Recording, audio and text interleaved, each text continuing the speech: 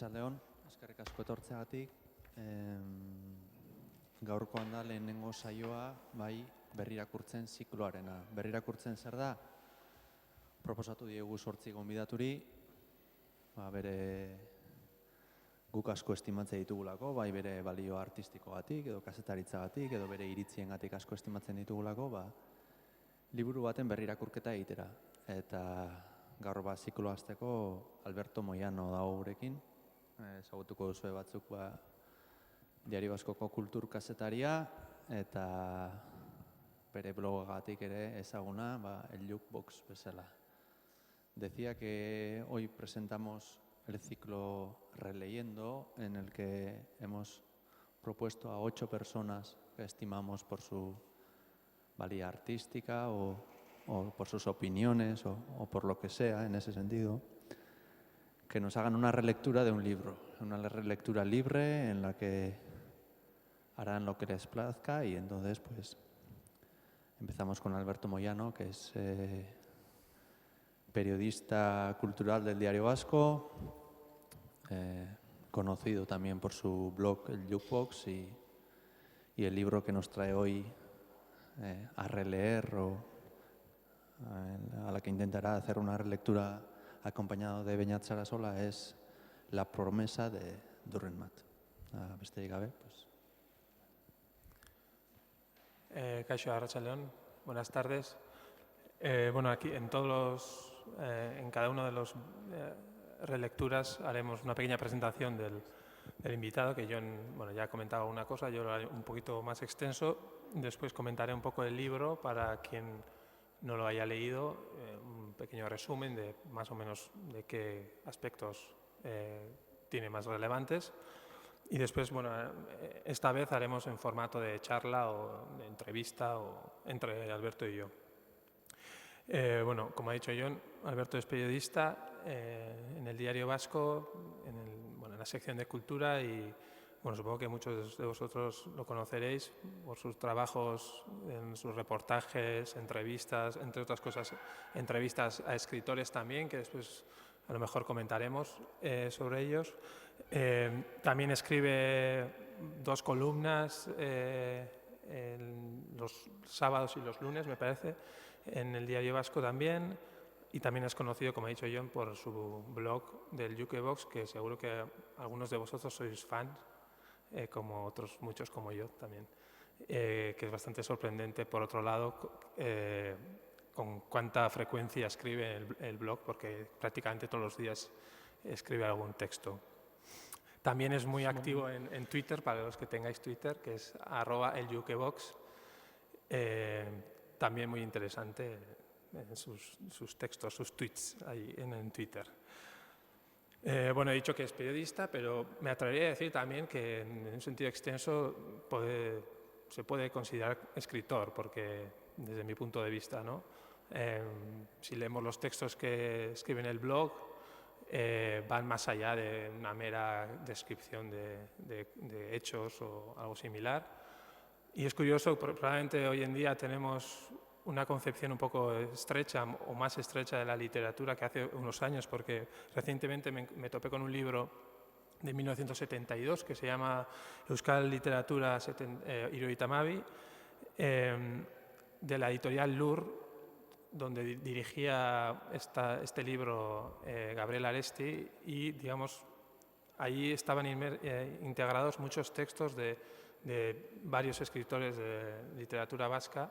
Entre ellos estaban los primeros 2 textos publicados de Bernardo Atxaga, por ejemplo, y el libro está dividido en diferentes secciones: poesía, cuento, teatro, etc. Y una de las secciones es periodismo, y está inmerso en ese libro, Probablemente hoy en día no se haría algo así, no sé.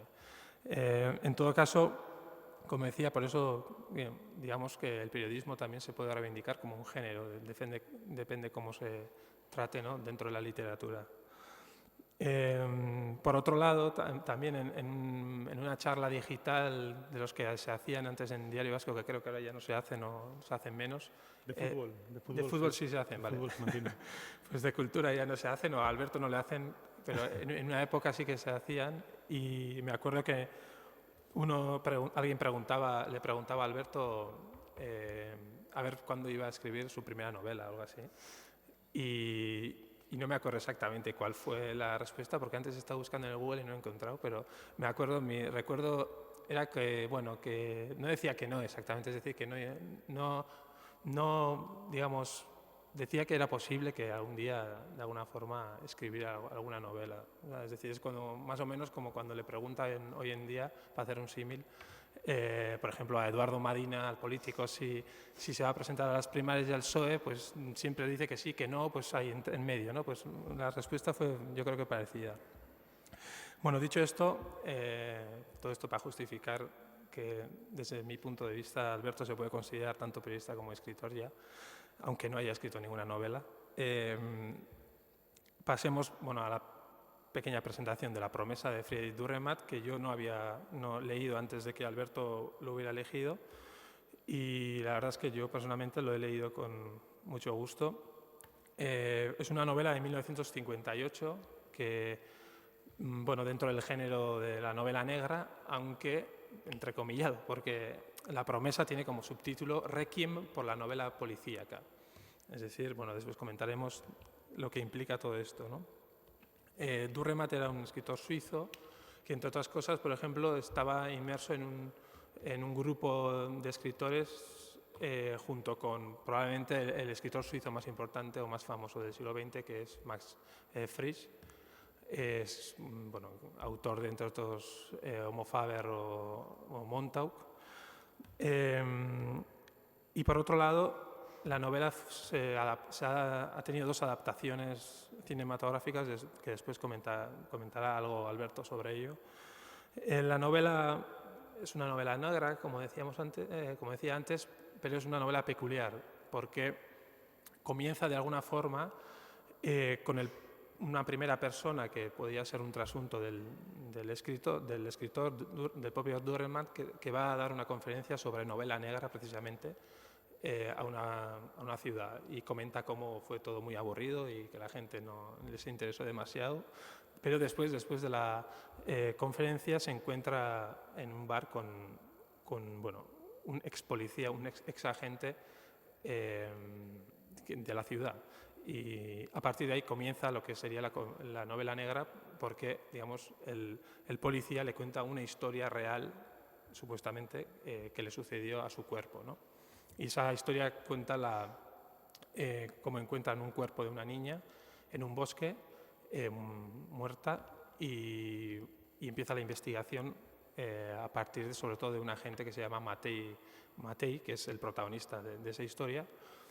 Y Matei está a punto de irse a Jordania por otro tema de trabajo, y él, bueno, aparece el cuerpo y rápidamente identifican a un culpable que es una especie de vendedor ambulante, en donde todo el mundo parece estar de acuerdo en que él es el culpable, porque tiene algunos antecedentes de agresiones sexuales, bueno, con una joven de 14 años, etcétera.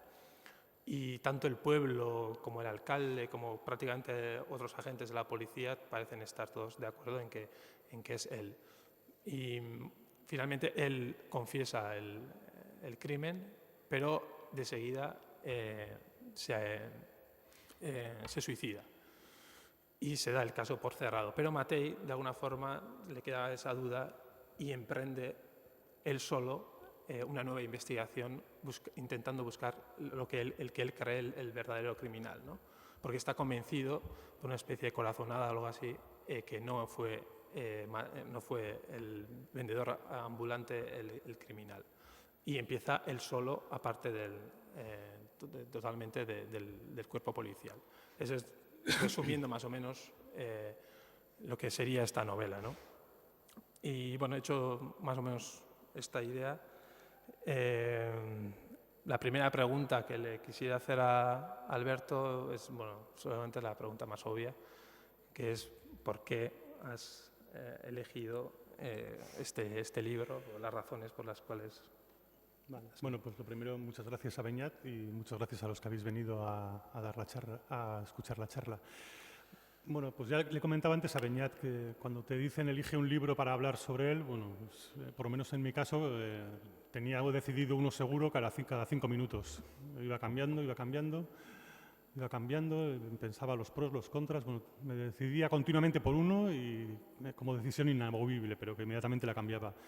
Y yo creo que fue un sábado a la tarde, bueno, pues que estaba tirado en el sofá y vi en la estantería pues, los libros de Durremat que tengo y bueno, pensé que La promesa era un libro muy extraño, está escrito lo escribió en el 59, porque él escribió, le encargaron al hilo de los crímenes que se cometían en Suiza contra menores, crímenes sexuales o así, le encargaron que hiciera un relato para adaptar al cine y escribió en el 58 un relato que bueno, viene a ser el embrión de esta novela, básicamente es tal cual la película. La película es la de Andrzej Wajda, que es El cebo. Y bueno, que posteriormente en 2001 Sean Penn la adaptó bajo el título de La promesa, pero bueno, en mi opinión son incomparables. La de Sean Penn pues no le salió y la de Wajda es redonda en sí misma. Y en este caso, bueno, el embrión realmente es una película. Luego él, aunque consideró que la película recogía perfectamente lo que él quería contar, siguió desarrollando el relato y bueno, y salió esta novela que es de unas 150 páginas. El tema, comentaba Beñat, el argumento de la novela. Se llama La promesa porque el quid de la cuestión es que este hombre, Matei, el comisario, se obsesiona con este crimen y promete a los padres de la niña muerta, les promete por su salvación, por la salvación de su alma, que él va a encontrar al asesino. Lo que hace en este tránsito buscando al asesino, lo que hace es condenar su alma realmente, porque el hombre lo que hace es vender su alma al diablo por encontrar al asesino. Se obsesiona tanto y comete una especie de, bueno, una iniquidad que es utilizar a una niña de cebo para atraer al asesino.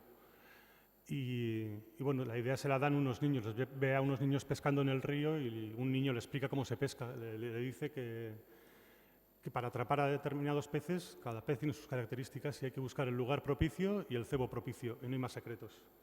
Entonces este hombre lo que hace es descubre que los crímenes que se le atribuyen al asesino, que son de tres niñas, todos se producen en un trayecto de carretera entre Zúrich y uno de los cantones suizos. Y entonces lo que hace es coger una gasolinera en ese trayecto y durante años tiene a la niña ahí esperando y la tiene de cebo a la espera de que algún día pare el asesino, la vea y vaya a por ella. Todo esto sin que la madre lo sepa. La madre la tiene de ama de llaves de la gasolinera, de criada. Y elegí el libro porque me parece súper moderno. O sea, los temas que aborda, bueno, me parecen, luego los tocaremos, pero realmente podría publicarse en 2014 con el mismo subtítulo de Requiem por la novela negra, sí. Y yo no creo que hubiera que cambiar muchas cosas, ni de ambiente, ni sobre todo de las tesis que mantiene, porque es una demolición de la novela negra, no diría de la novela en general, pero sí de la novela negra. Es una demolición de nuestras ansias siempre de que cada culpa tenga un culpable y cada culpable una pena, que haya siempre relatos redondos que se cierren.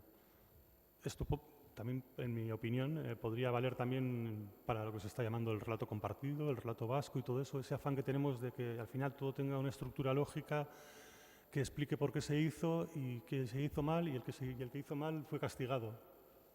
Y eso pues, nos tranquiliza. Bueno, para mí es una concepción muy infantil y puedo leer novelas que son la mayoría, que se incluyen en ese esquema o ver películas que responden a ese esquema, pero la verdad es que sí me pasa que cada vez me aburre más esa estructura cerrada de los relatos, tanto en la realidad como en la ficción. Sí, al hilo de esta cuestión, muy al principio de la novela,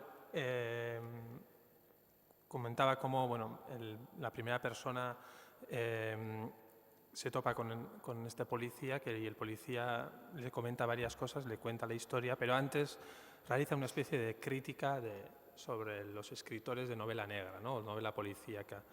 Y voy a leer brevemente un pasaje que me parece que es relevante en relación a lo que ha comentado Alberto, que además, curiosamente, él tenía apuntado el mismo pasaje. Tenía intención de leer el mismo pasaje y cuando nos hemos reunido hemos visto que los dos íbamos a leer lo mismo y sí. He preferido que fuera Beñat. Y entonces, bueno, comienzo. Es, como decía, el agente de la policía hablándole al escritor de novela negra. Me irrita mucho más la cuestión del argumento en sus novelas. Aquí el fraude es enorme y descarado. Ustedes construyen sus argumentos sobre la base de la lógica, como en el ajedrez. Aquí el criminal, aquí la víctima, aquí el confidente, aquí el beneficiario. Basta con que el detective conozca las reglas y revise la partida y ya tiene cazado al criminal y ha logrado que triunfe la justicia. Esa ficción me pone nervioso. La realidad se las arregla con la lógica solo a medias. Al mismo tiempo, lo admito, nosotros los policías estamos obligados a proceder de acuerdo con la lógica, de un modo científico, pero los factores disonantes que entran en juego son tan frecuentes que muy a menudo es la pura suerte o el azar lo que decide la partida a nuestro favor, o en contra nuestra. Sin embargo, en sus novelas el azar no juega ningún papel, y si algo tiene la apariencia de azar, al final resulta ser el destino o la providencia. Ustedes, los escritores, siempre acaban por mandar a paseo la verdad con sus reglas dramáticas. Al diablo con esas reglas. Los acontecimientos no se ajustan a una regla de medida, puesto que no conocemos todos los factores necesarios, sino solo unos pocos, la mayoría de ellos secundarios. También lo azaroso, lo incalculable, lo inconmensurable juegan un papel, y un papel demasiado grande. Nuestras leyes se basan solo en la verosimilitud, en la estadística, no en la causalidad. Son solo aplicables a lo general, no a lo particular. Lo particular está más allá de los cálculos. Nuestros recursos criminalísticos son insuficientes y cuanto más los ampliamos, más insuficientes se vuelven en el fondo. Pero eso les trae sin cuidado a ustedes los escritores. Nunca intentan vérselas con una realidad que se nos escapa una y otra vez, sino que crean un mundo más manejable. Ese mundo podrá ser perfecto, es posible, pero es una trola. Dejen en paz la perfección si quieren avanzar hacia las cosas mismas, hacia la realidad, como les incumbe a los hombres, en lugar de quedarse sentados entreteniéndose con inútiles ejercicios de estilo. Sí, en ese mismo párrafo, y añade el hombre que habla, dice, fracasada la política, ustedes han depositado en la policía la función de crear un orden en el mundo y tal. Le dice, y eso me parece asqueroso. Sí. Eso lo dice al propio policía. Sí, pues efectivamente yo creo que es un poco así. Me estaba acordando ahora, me ha venido a la cabeza mientras leías pues, un pasaje de la película de Días Contados, de Imanol Uribe, en la que se ve cómo el comando de ETA, que está en Madrid desplazado, prepara un coche bomba dirigido contra los artificieros, pero pasa por ahí un vagabundo y le estalla a él y muere él. Entonces lo que hace el comando de ETA es huir, pero por el camino el personaje que interpreta a Carmelo Gómez, que es el jefe del comando, ve a un policía a la puerta de una boca de metro, se baja, le mete un tiro y se pira. Claro, todo eso elaborado luego en las informaciones de prensa y policiales y tal, te dirán que, bueno, que el comando estuvo vigilando ese lugar durante meses para ver el trayecto y las rutinas de la policía y tal, cuando fue una pura casualidad. Yo creo que muchas veces todo responde a muchas casualidades. Cuando dicen sobre el 11M no sabemos todo, claro, no sabemos todo sobre nada, sobre absolutamente nada, pero ni sobre los actos que cometemos nosotros. ¿Sabemos todo? Pues muchas de las motivaciones que nos llevaron a hacer algo ni las supimos o las hemos olvidado. Y bueno, sí, en el libro este me gustó mucho porque es la historia de una obsesión. Es un hombre que se dedica única y exclusivamente, tiene un objetivo en la vida y ya pierde el oremus completamente. Hay un pasaje en el libro en el que se entrevista con un psiquiatra. El psiquiatra saca información de él y él saca información del psiquiatra en torno al perfil que puede tener el asesino. Pero el psiquiatra al final le dice, bueno, haga usted lo que quiera, pero si usted va a consagrar su vida a esto, o le encuentra al asesino o se va a volver a usted loco. En la novela se da a entender al final, bueno, se desvela de una manera un poco tenue quién es el asesino, pero que el hombre acaba loco, eso se descubre en la primera página. Sí, porque es curioso porque al principio se puede decir que trazan una descripción del personaje de Matei que es muy seco. Cuando encuentran a la niña es el más frío de todos, el que está dispuesto finalmente a hablar con los padres y contarles la noticia, la desagradable noticia, pero es justo cuando le dicen sus padres prométeme que vas a encontrar al asesino, es como el primer momento de debilidad que luego desata todo su locura, ¿no? De alguna forma, su obsesión. Sí, lo que comentaba al principio, le hacen prometer por su salvación, se entiende, por la salvación de su alma, y él acepta y le da su palabra. La salvación de su alma, al margen de que encuentre o no al asesino, se pierde por el camino, porque el hombre es que no se para en barras a la hora de dar con el criminal. Y como comentaba antes, incluso utiliza a una menor sin el conocimiento ni de ella ni de, por supuesto, su madre, como cebo. La adaptación de Andrzej Wajda se llama el cebo, precisamente. Pero la clave es la promesa que él hace. Él hace la promesa y a la vez que la intenta cumplir, la traiciona. Y bueno, te quería preguntar también, porque hay un pasaje relacionado con todo eso, justo cuando encuentran a la niña y muy rápidamente acusan al buhonero. Al buhonero, sí. Ahí como, todo el pueblo está de acuerdo en que el culpable del buhonero y ya lo quieren, digamos, linchar de alguna forma, ¿no? Todo el pueblo y el alcalde también, y es una especie de locura colectiva contra él, ¿no? Y bueno, eso comentando, pues también relacionando con cuestiones que pasan hoy en día, ¿no? Que pronto hay un suceso de lo que fuere y todo el mundo necesita un culpable, sea de verdad o no, ¿no? Sí, albergamos, no sé si la creencia o la superstición de que el quién nos va a explicar el porqué. Es decir, si hay un atentado, si hay un asesinato, un crimen, si sabemos quién ha sido, vamos a saber por qué. Si muere una mujer y ha sido su pareja, ya sabemos por qué. Por celos, o porque le dejó, o porque le negó la custodia de los niños. Si los islamistas atacan España, ya sabemos por qué, porque entró en la guerra de Irak. Si es ETA o si es un grupo terrorista, pues ya sabemos. Creemos que la identificación del autor nos va a explicar todo. Estábamos comentando antes con Beñat las turbamultas que habitualmente se forman a la entrada del juzgado, pero apenas ha sido detenido una persona, aunque sea en calidad de imputada para declarar, ya hay una turbamulta gritándole asesino y tal. Y bueno, el paradigma de eso fue el caso de Dolores Vaninkoff, que luego resultó ser absuelta, pero que si llega a ser por la creencia popular, hubiera estado ejecutada el primer día.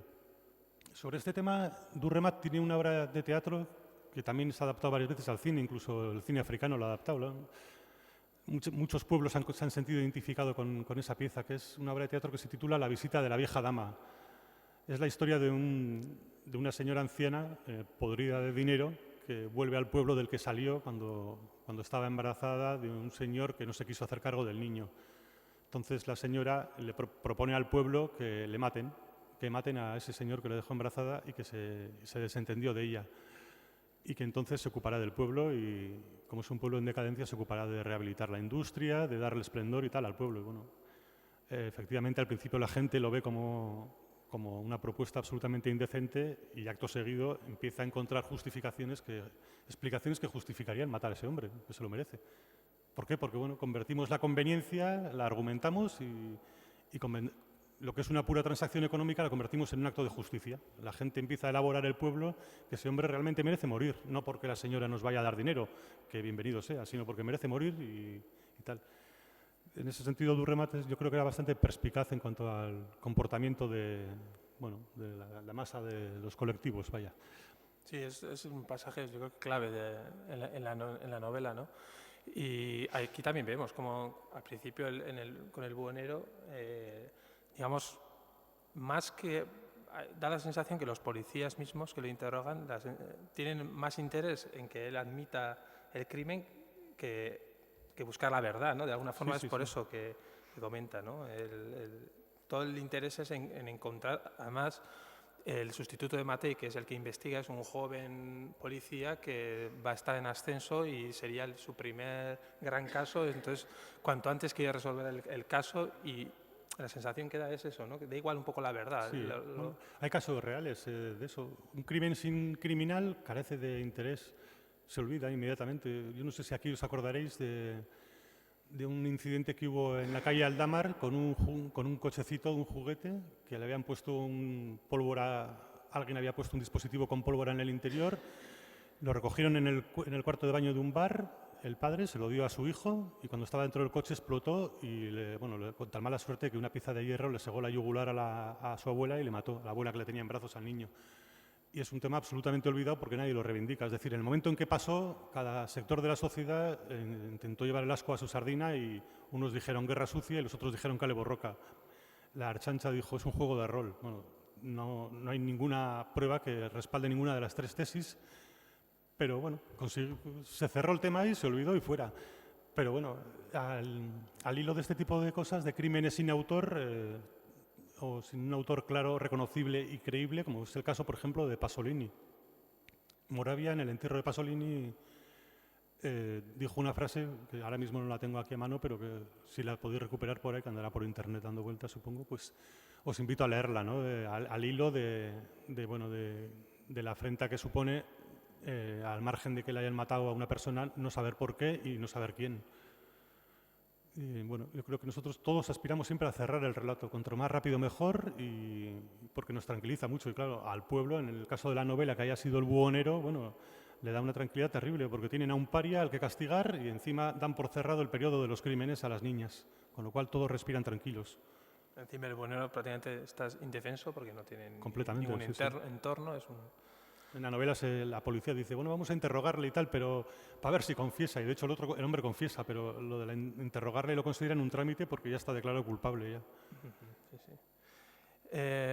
Bueno, yendo más allá del libro, también te quería comentar un poco sobre tus hábitos de lectura y, bueno, en primer lugar, no sé cuándo leíste este libro, pero, bueno, en tu juventud, ¿qué tipo de libros comenzaste a leer y tu relación con la novela negra en general, ya que es una novela negra? Pues La promesa, tendría que mirar de qué edición es este libro porque pero no es muy antigua, no lo leí hace muchos años, tendrá 6 o 7. Porque a raíz del cebo, que la vi de pequeño y me dio mucho miedo, la vi creo que en mis terrores favoritos o en algún programa de estos, la estuve buscando y no la encontraba. Y la editorial Tusquets, que publica pues, casi todos los libros de Durremat, nunca la llegó a publicar. Entonces sé que estaba en alguna colección antigua, pero bueno, por una cosa o por otra no di con ella, a pesar de que me la habían recomendado y tal. Y la leí hace como 6 años o así. En cuanto a hábitos de lectura, bueno, es gracioso porque casi se adecuaban a los formatos a mis necesidades. Es decir, yo recuerdo que me aficioné muchísimo a estas novelas pequeñitas cuando era crío, a las novelas de Marcial Lafuente Estefanía, de Silver Kane. ¿Por qué? Porque me permitían esconderla entre los apuntes. Es decir, mis padres me obligaban a estudiar, yo no pensaba estudiar para nada. Entonces cogía los apuntes y, claro, si hubiera podido meter Guerra y Paz en el medio, pues lo hubiera leído, pero no podía. Entonces metía esas novelas pequeñitas que por formato me venían estupendo para cuando entraban en el cuarto mis padres esconderla, taparla ya entre folios y de eso leí mucho.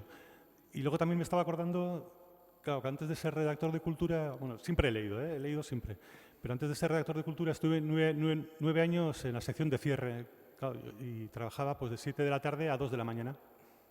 Y llegaba a casa a las 2:30 y, claro, tú llegas de trabajar sales de trabajar a las 2 y a las 2:30 no te metes en la cama y te duermes. Entonces lo que hacía era leer mucho. Solía estar leyendo hasta las 5 o 6 de la mañana con un silencio tremendo en casa, no se oía un ruido en la calle, no había tele, o en esa época no habría nada a la noche en la tele.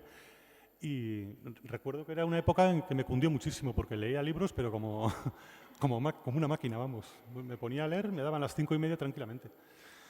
Y añoro mucho esa época, que tenía mucho tiempo. Un inciso, antes de que se nos olvide, casualmente se ha editado recientemente el libro, o sea que está en las tiendas, yo lo encontré en una tienda, está editado por Navona en 2013, así que si lo que os interesa está a mano. Sí, durante muchos años no estuvo localizable el libro, pero sí, veo que primero, además la misma editorial, primero sacó esta edición y veo que en 2013 han sacado esa. Sí. Han cambiado el formato, pero es la misma editorial.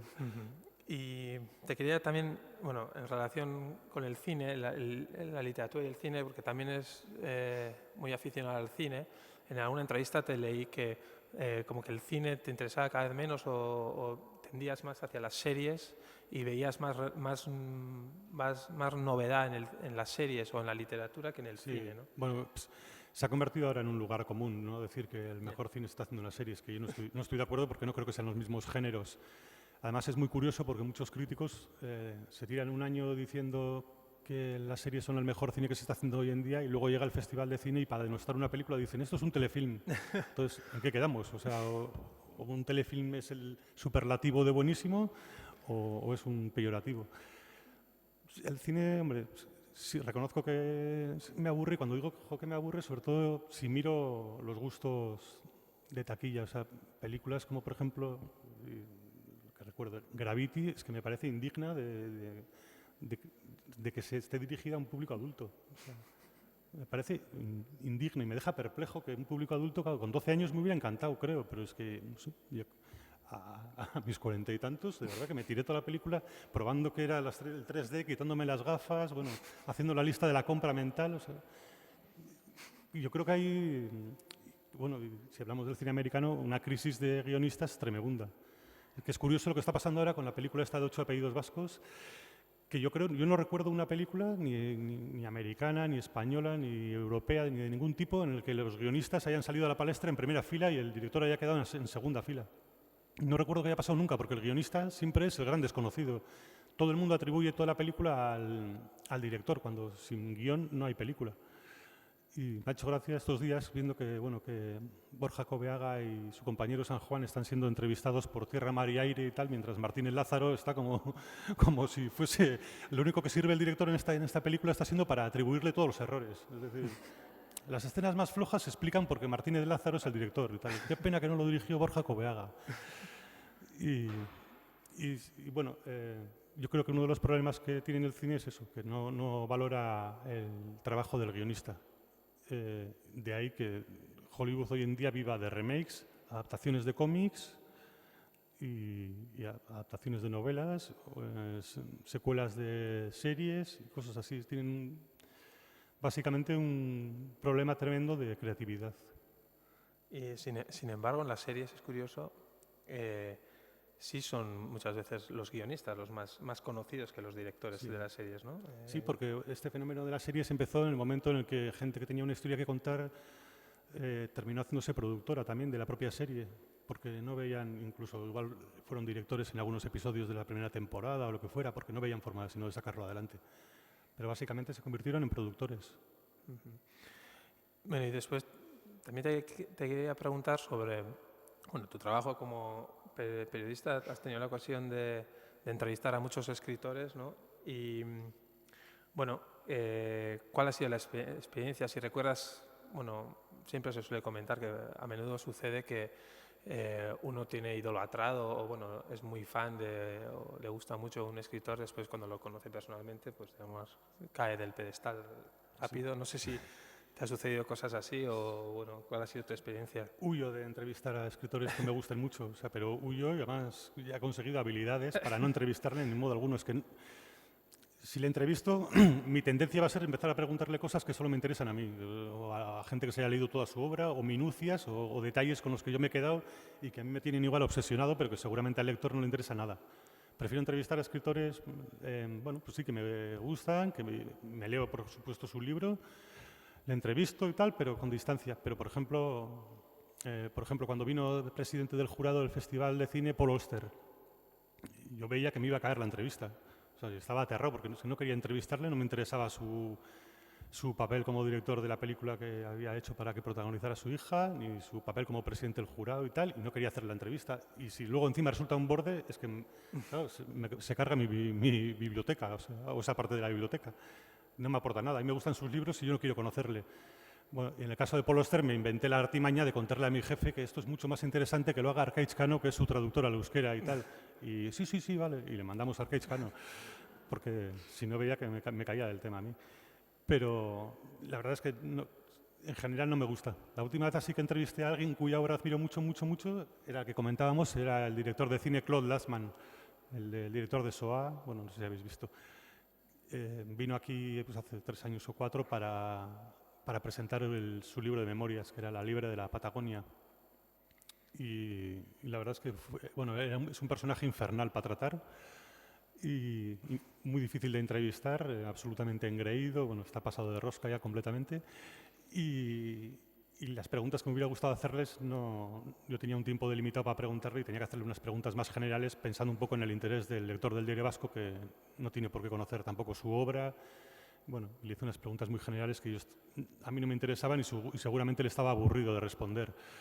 Y las que me interesaban, pues no las pude hacer, pero claro. Luego viendo también el carácter del hombre, pues no sé, si hubiera fructificado mucho cualquier tipo de diálogo que se hubiera intentado establecer con él, porque tiene un carácter bastante difícil y es mejor que esté haciendo películas que promocionándolas. ¿Y tienes algún género predilecto o eres un lector de muchos géneros? Soy bastante ecléctico. Igual funciona más por temporadas. Igual sí puedo leerme 3 novelas negras seguidas y tal, pero luego igual me olvido durante 2 años del tema. Pero no me preguntes por qué, porque no lo sé. Sí. No lo sé. ¿Y sueles, digamos, te interesa también textos sobre literatura, la teoría? Bueno, Sí, si una obra me ha interesado mucho y, por ejemplo, existe un libro que cuenta cómo lo escribió, por qué lo escribió, tanto del autor o del propio autor o una biografía, no sé qué, sí me suelo leer. Sí. También, bueno, de paso, cuando yo estaba leyendo el libro y tal, hay un libro que es bastante reciente también, que lo ha publicado Errata Naturae, que es una editorial interesante de hace poco que surgió, que es Guía de la Novela Negra, ¿no? Y ahí aparece recomendado el libro de Dürrenmatt y cuenta como el autor es Héctor Malverde, pero que es un seudónimo, y él, comenta que lo conocía a través de otro texto de Dürrenmatt, un texto sobre el mito del Minotauro y el laberinto, en el que comenta cómo el autor estaba investigando sobre ese tema y ya estaba hasta las narices del tema, que eso lo había leído casi todo, hasta que alguien le recomendó ese texto de Dürrenmatt que le aclaró todo el problema, ¿no? Y a partir de ahí después llegó a donde Dürrenmatt. Antes has comentado algo, pero el primer contacto con Dürrenmatt no fue a través de este libro, ¿no? El primero que leí fue La sospecha, que es... pasa que lo leí hace 1000 años y no lo he repasado.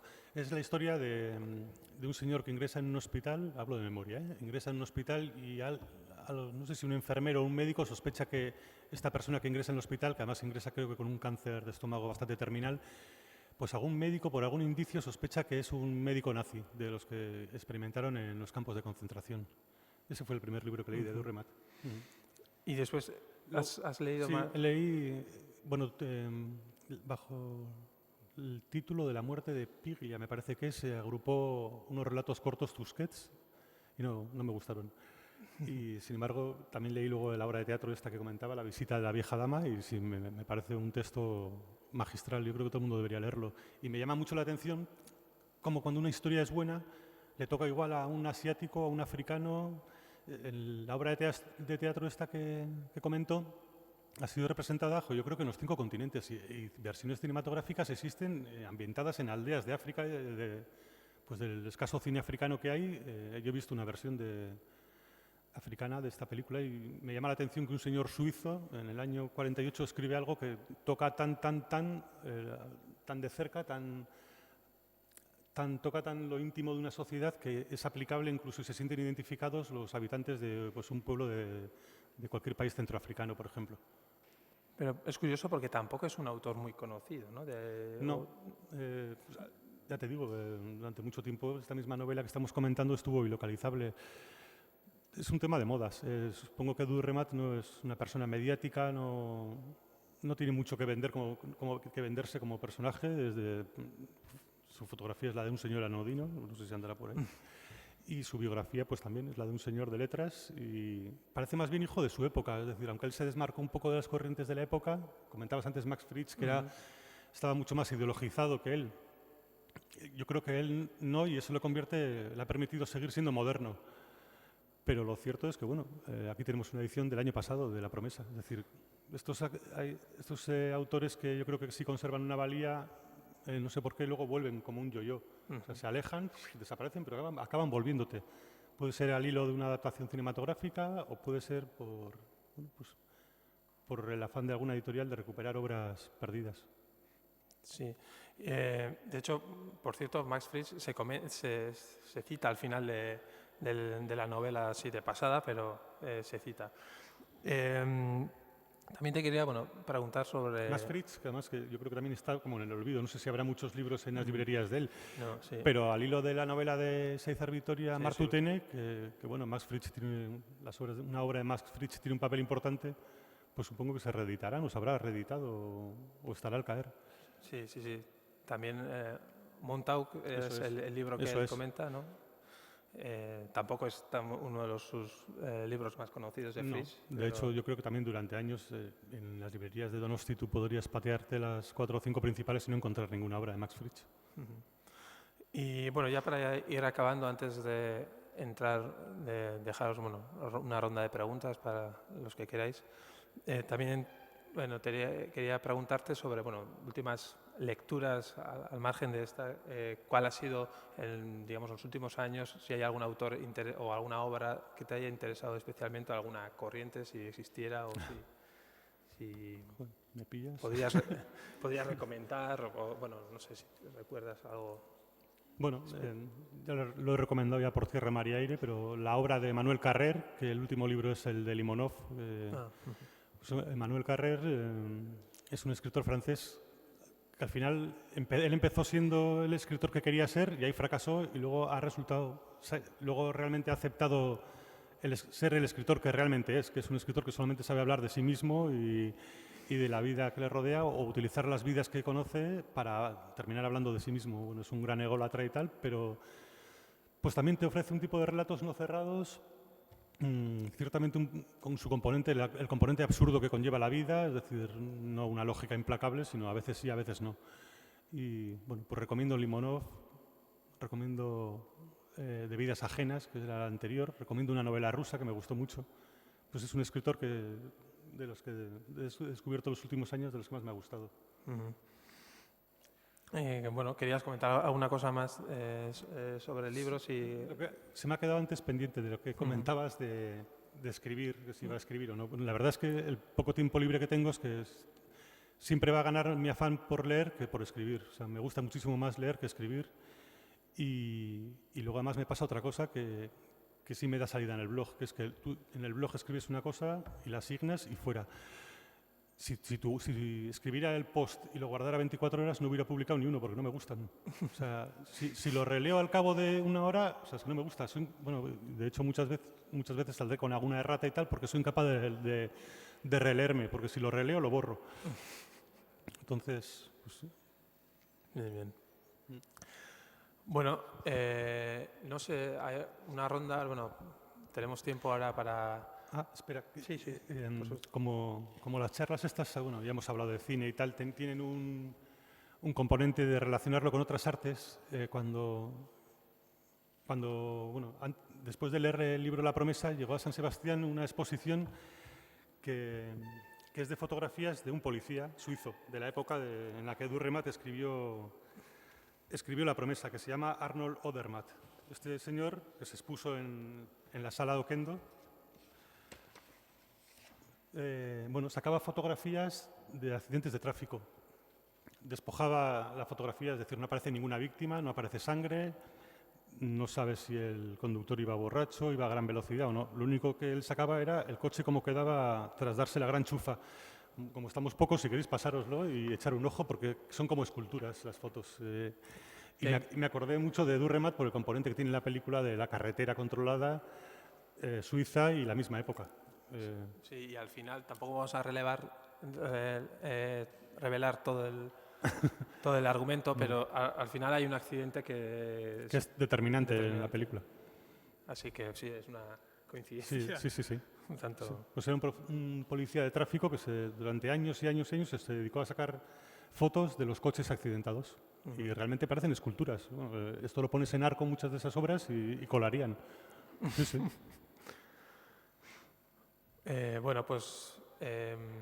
Ahora tenemos tiempo para comentarios, preguntas, tanto del libro como de otro tipo, que si queréis hacer a Alberto. Espera, un momento, creo que tiene que... Si no es destripar el libro, si no... Sí, pregunta. Que tengo apuntado por aquí porque tengo una cabeza. que me ha sorprendido, dices, ¿por qué te parece raro eso que acepte resolverlo por su salvación? A mí, o lo justifica de alguna manera, es religioso, es que no... No, pues, seguramente la madre del niño, de la niña muerta, sí lo es. Entonces, para ella lo máximo, la máxima garantía de que él se compromete es que lo prometa por su salvación. Y él le dice, me lo promete ¿Pero usted? por qué acepta el tío? ¿Da alguna justificación? ¿Es religioso? No, ¿Por qué acepta por él ya su se le ha salvación? metido entre ceja y ceja el crimen. Yo creo que a él el cadáver le impresiona mucho, pero ya es que a él todavía le altera más el tema cuando cogen al buhonero. Pues él entra un poco en la espiral de silencio, porque como comentaba Beñat, hay un consenso en que el buhonero debe ser el culpable y debe pagarlo. Y él, en un principio, entra en eso que los sociólogos llaman espiral de silencio, que es que ante una mayoría abrumadora de opinión, el que discrepa tiende a callarse normalmente. Y él se calla, pero tiene el run-run interior. Entonces, entre la escena del crimen, que ya viene el hombre impactado, más que le toca comunicarle a los padres que la niña ha sido asesinada, en el calor, en el fragor de ese momento álgido, la madre le dice que se lo prometa por su salvación. Interpreto que la madre cree que eso es la máxima garantía que puede recibir en cuanto a palabra de honor. No le pide que se lo prometa por su honor, sino por la salvación de su alma.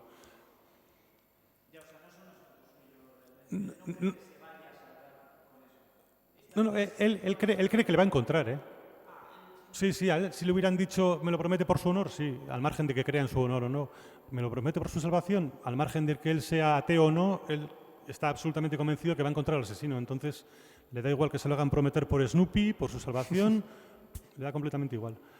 De hecho, hay un momento que es cuando, bueno, antes he comentado cómo Matei tiene que ir a Jordania a un nuevo puesto de trabajo y justo es cuando va a entrar en su avión, cuando ve a unos niños por ahí jugueteando y es como una especie de epifanía que le hace reconsiderar su decisión y volver. Sí, él se baja prácticamente del avión para decir que él va a continuar investigando.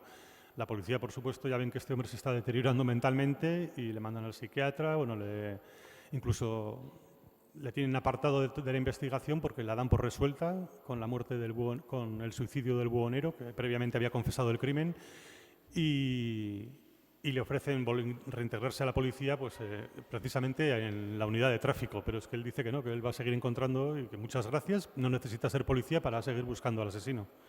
Entonces monta el cebo, alquila una gasolinera y alquila a una señora que tiene una niña que corresponde un poco al patrón del asesino en serie.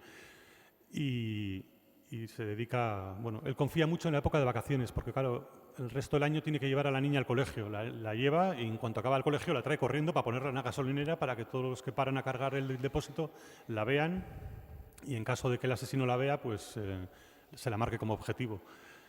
Y luego, por ejemplo, llegan las vacaciones y dice, bueno, ahora la voy a tener todo el santo día aquí correteando a la niña. Entonces el tío es feliz, porque la niña no tiene que ir al colegio y tiene cebo 24 horas al día. Pero pasan las vacaciones y no hay señales del asesino. Y nada, y si queréis saber más, os invito a leerla, ¿eh? Hola, me ha gustado el comentario que has hecho en el primer tercio sobre cómo tenemos una concepción psicológica de querer cerrar el porqué de los casos o quién es el culpable y por qué pasa. Es como si fuese como novelizásemos o ficcionáramos la propia realidad o entendiésemos en esquemas de ficción. Es verdad, es decir, sucede algo, alguien corre a arreglar ese entuerto o a resolver el caso y los buenos ganan, más o menos, ¿no? Y nosotros creemos, en las películas de Haneke y así sucede también, que la justicia siempre gana o que las personas somos buenas o sí. ¿no? Entonces no sí. sé, la prensa también funciona así, noveliza un poco lo que es la realidad y crea una ficción también en ese sentido de lo que ha sucedido, frivolizándolo en algunos momentos. Nosotros tenemos la necesidad de construir un relato y bueno, pues por nuestra cultura el relato tiene que ser lógico. Yo creo que a los niños ya se les debería inculcar, o a todos se nos debería inculcar desde niños, que eso no tiene por qué ser así. en la prensa funciona igual. Tenemos que contar un relato lógico y yo creo que a veces se hace a martillazos. Es decir, o determinada prensa, si hay que retorcer los hechos, se retuercen. O sea, se mete un martillazo a un hecho para que encaje en la teoría que está prevista. Pero nos pasa a todos individualmente. Tú coges el periódico, ves las esquelas, ves a un conocido que se haya muerto y la pregunta es ¿de qué se habrá muerto? Para tranquilidad. Y si te dicen después de una larga enfermedad, parece que eso lo explica todo y ya te quedas tranquilo. Pero cuando vemos que ha fallecido un conocido, lo primero que queremos saber es lo primero, ¿de qué? Algo que lo explique. Y dice, no, es que tenía un cáncer desde hace años. Joder, te quedas como más tranquilo. No sé, es un afán siempre de buscar un relato y tal, de encontrar una autoría que explique los hechos. Y en un crimen, pues la autoría tiene un autor y en una muerte de enfermedad, pues tiene un nombre de enfermedad que nos tranquiliza. Tal. Creo que hay una cita famosa de Einstein que decía que si una teoría no se corresponde, si tu teoría no se corresponde con los hechos, cambia los hechos, no la teoría, ¿no? Es un poco eso, ¿no? Sí. Bueno, el caso más dramático en periodismo puede ser la crónica deportiva de un partido de fútbol. Es que como haya un gol en el último minuto y cambia el resultado, tienes que rehacerla entero, porque el que ha jugado mal resulta que jugó fabulosamente.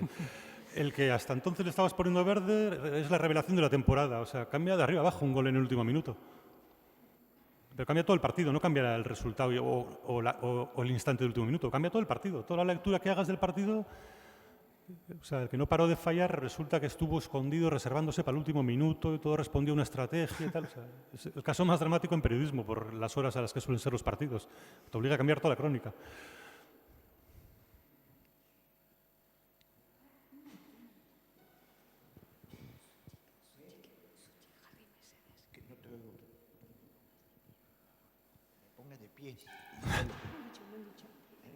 Bueno, Para los que somos, no hace he falta. seguido con enorme interés, con alguna dificultad, vuestra charla. Y ha desencadenado una serie de recuerdos un poco inesperadamente. Porque, claro, me he acordado inevitablemente de la película de Andrew Barja, El cebo.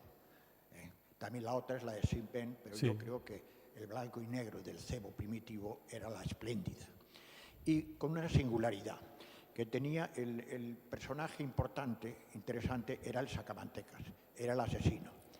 ¿Y quién era el asesino en esa película? Pues un enorme actor del cine alemán, Sí, que era sí, sí. Gert Fröbe. Sí, que luego yo creo que todo el mundo le conocerá porque hacía de Goldfinger en la de Voy a 007. terminar ahí. Voy a seguir un circuito. Entonces, Gert Fröbe le conocíamos a través de una película inolvidable, que era La balada de Berlín. La balada de Berlín, Stemmle, es una película del Berlín destruido por la guerra y la vida que sigue pujando allí. Entonces, Gert Fröbe era un personaje hiperdelgado, muerto de hambre, en un choco de una casa derruida, y era Otto racionado normal, porque no comía nada y estaba todo el día en un choco envuelto en periódicos. Imagen, por otra parte, muy frecuente ahora. Bueno, aquel personaje era Gert Fröbe, que claro, tiene que ver luego con ¿qué? Pues nada menos que con la novela de aventuras, La serie negra, porque es Goldfinger. Aquel personaje hiperdelgado se convierte en un enorme mastodonte maligno en las películas del 007. Y es Goldfinger, además sádico, porque consigue asesinar impregnando de oro a una mujer, impidiéndole la transpiración y asfixiándola. Bueno, he querido recordar todo ese circuito porque me ha interesado mucho, inesperadamente me ha venido a la cabeza. Y nada, muchas gracias. Nada, usted. Sí, sí, así es. Ya en la película del cebo, él ya es una persona muy corpulenta porque una de las pistas que maneja el comisario para encontrar al asesino es un dibujo que hace la propia niña.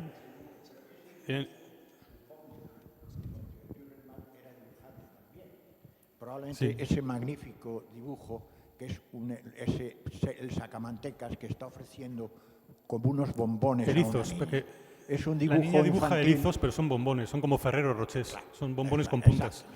Lo que pasa es que es un sacamantecas que está ofreciendo y seduciendo a una niña a base de un obsequio. En realidad, en el cebo, lo que hace es aparecer en un bosque y le seduce con una especie de muñequito hecho con un pañuelo. Eso es. Sí. Bueno, ahora ya que de otra cosa. La visita a la vieja dama ¿No la hizo Ingrid Bergman? Pregunto. Pues posible. Pues creo que Tiene un montón de adaptaciones, creo ¿eh? que Es fue. posible. Y entonces, bueno, pues en realidad en Francia creo que la película se titula La vieille dame indigne, la vieja dama indigna. Ajá, sí. Sí. Sí, es posible, porque tiene un montón de adaptaciones. Yo la de Ingrid Bergman no la he visto. Marchando.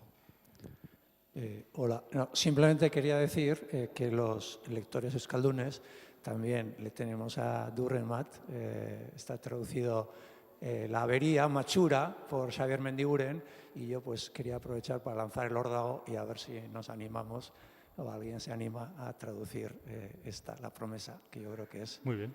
bien interesante. Y de paso la de Machura, que se reedite porque ya es muy antigua, ya no se puede localizar, sin más. Muy bien.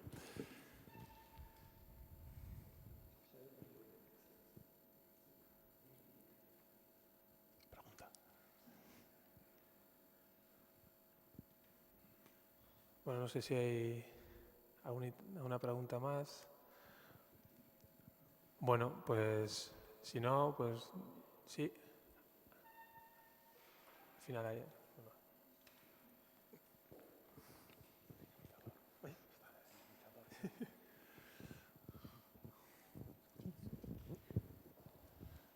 Habéis dicho que tiene como subtítulo la película o el libro Requiem por la novela policíaca, pero la novela policíaca no ha muerto.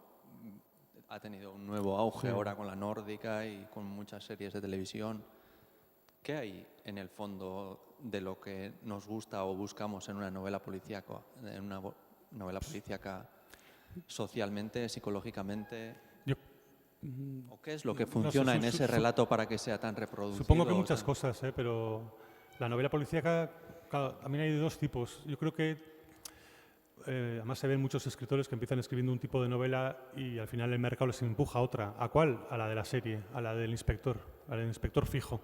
Yo creo que tiene un poco de infantil porque buscamos, en general todos tendemos a encontrar seguridad en la repetición. La novela negra, o sea, tú puedes coger las de Mankell, las de Donald León y tal, y son una repetición, son clavadas una detrás de otra.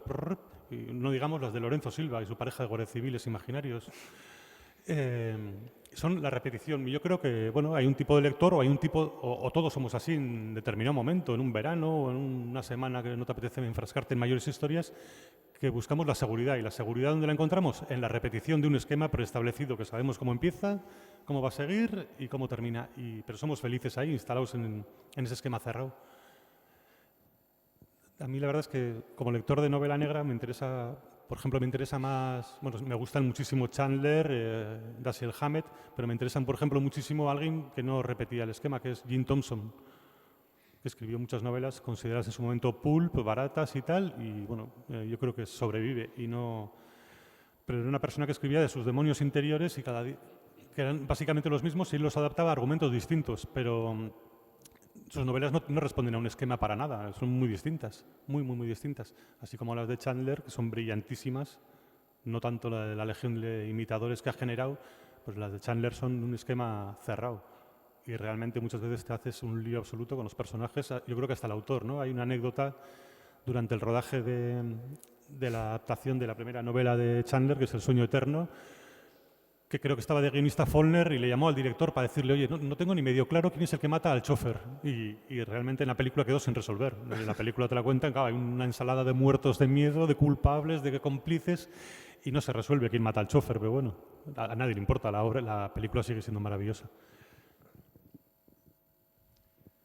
De todas formas, yo creo que el subtítulo que estáis comentando de Requiem por la novela negra es una licencia editorial, por la información que yo tengo, una licencia editorial de la editorial Navona, porque claro, en todas las ediciones anteriores, yo concretamente tengo una de las primeras, quien primero editó fue Noguer, y claro, ahí no aparece y hasta en todas las ediciones de Noguer no aparece. Es probable. Yo creo que es una licencia editorial Es probable, o también incluso es probable que la hayan cogido de la adaptación alemana, es decir, que en alguna edición de las alemanas, que no sé si le publica Diógenes, que es editorial suiza, seguramente la habrán puesto. Claro, porque, aunque él dentro del texto ya da a entender, Sí. pues, Sí, pues no, un no, y poco encaja el tema de perfectamente la crisis porque de la novela el negra, párrafo ¿no? que ha leído Beñat es una enmienda a la totalidad a la novela negra. Sí, sí. Pero bueno, eso seguramente serán cosas de mercadotecnia. Pienso yo más heredadas igual de la edición original en alemán, de la edición suiza, que de la inventiva de los editores españoles.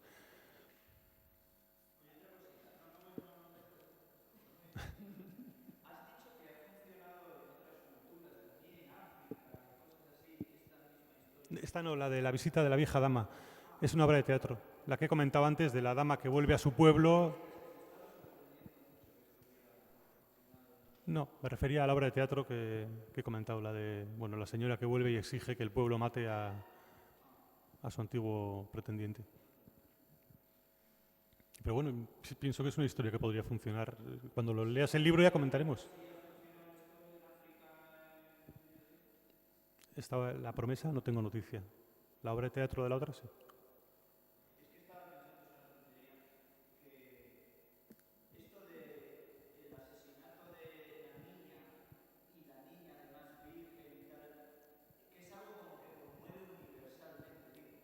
Sí.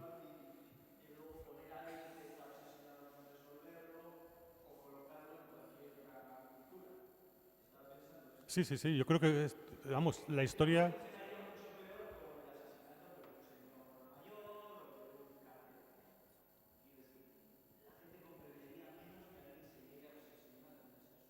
Sí, bueno, sí, en la sociedad moderna los niños son el eje de la sociedad y prácticamente casi todos, si os fijáis, se organizan teniendo, no te voy a decir cómo centro a los niños, pero sí teniéndolos en cuenta. Es que hoy en día no hay ni el programa más alternativo aquí mismo en Donosti, ni la gente más alternativa y hipster no te organizan algo sin aclararte que habrá área infantil, para que vayas tranquilo y deposites ahí a los niños.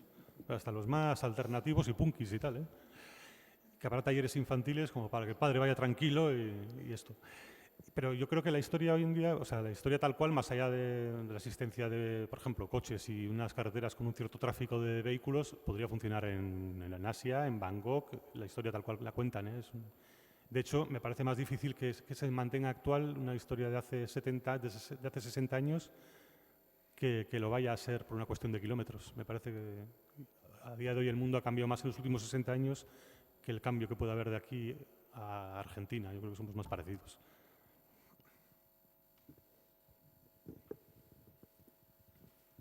¿Más? ¿Alguna pregunta más? Bueno, pues si no hay ninguna pregunta más, muchas gracias, Alberto, por la invitación, por aceptar la invitación y a todos vosotros por haber venido. Recordad que el siguiente... Ahora me habéis pillado. El siguiente invitada en este caso es Mayalen Lujambio, que vendrá dentro de un par de semanas, el 8 de abril, también a las 7:30, y también será aquí, aunque será en un formato totalmente diferente a este, pero siempre con el mismo motivo, es decir, con un libro que en este caso será, ella ha elegido, Aquí nos vemos, de John Berger. Y bueno, pues estáis todos invitados. Vale, muchas gracias. Gracias.